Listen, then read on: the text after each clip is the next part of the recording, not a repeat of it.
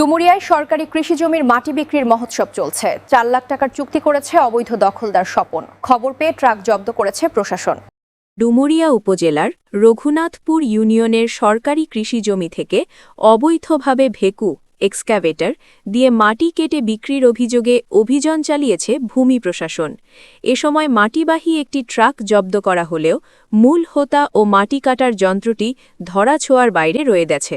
মোহাম্মদ স্বপন মোড়, জি, পিতার নাম আহাদুল মোড়। আমি এই গেটটা আপনার লিস্ট করি আর কি, মানে হারিতে করি। গেটের মালিকের নাম বলেন। গেটের মালিকের নাম হচ্ছে মুদাসসির। হুম, আমি ওদের কাছ থেকে প্রত্যেক বছর আপনার 12,000 টাকা হারি দেন নাই, 1 বিঘের একটু বেশি জমিতে।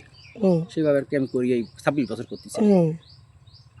আচ্ছা, তাহলে এই যে এই ঘেরের মাটি কাটতেছেন কার অনুমতিতে? এই যাদেরকে কাছ থেকে আমি হারি দিয়েছি তাদের অনুমতিতে, তাই আর কি একটু কেটে নিচে বানাচ্ছি। এটা যে সরকারের জমি, এটা আপনি জানেন? হ্যাঁ, সরকারি জমি থেকে যদি একটা কুটোও নাড়াইতে হয় তাও সরকারের অনুমতি অবশ্যই লাগে। সরকারের অনুমতি নেওয়া উচিত। তাহলে ঠিক আছে। সরজমিনে ও স্থানীয় সূত্রে জানা যায়, উপজেলার ২ নং রঘুনাথপুর ইউনিয়নের ৬ নং ওয়ার্ডের অন্তর্গত শাহপুর গ্রামের দক্ষিণ বিলে ওয়াবডা রাস্তার পাশে অবৈধভাবে এই মাটি কাটার কাজ চলছিল।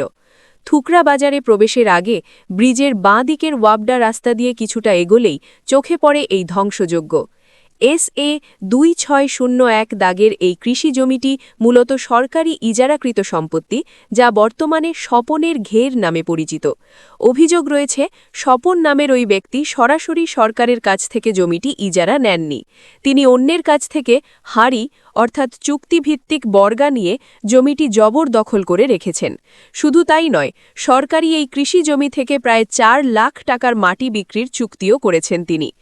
অবৈধভাবে মাটি কাটার খবর পেয়ে গতকাল থুকরা ভূমি অফিসের ভূমি সহকারী কর্মকর্তা নীলুফা ইয়াসমিন ঘটনাস্থলে অভিযান চালান। রঘুনাথপুর পুলিশ তদন্ত কেন্দ্রের পুলিশের উপস্থিতিতে সেখান থেকে মাটি ভর্তি একটি ট্রাক জব্দ করা হয়। জব্দকৃত ট্রাকটি বর্তমানে রঘুনাথপুর পুলিশ তদন্ত কেন্দ্রে রাখা আছে।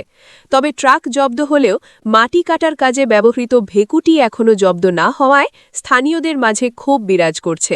তারা অবিলম্বে ভেকুটি জব্দের দাবি জানিয়েছেন। এ বিষয়ে থুকরা ভূমি অফিসের ভূমি সহকারী কর্মকর্তা নীলুফা ইয়াসমিন বলেন, অবৈধভাবে মাটি কাটার বিরুদ্ধে আইনগত ব্যবস্থা নেওয়া হচ্ছে। বিষয়টি আমরা ঊর্ধ্বতন কর্মকর্তাদের ইতোমধ্যে অবহিত করেছি।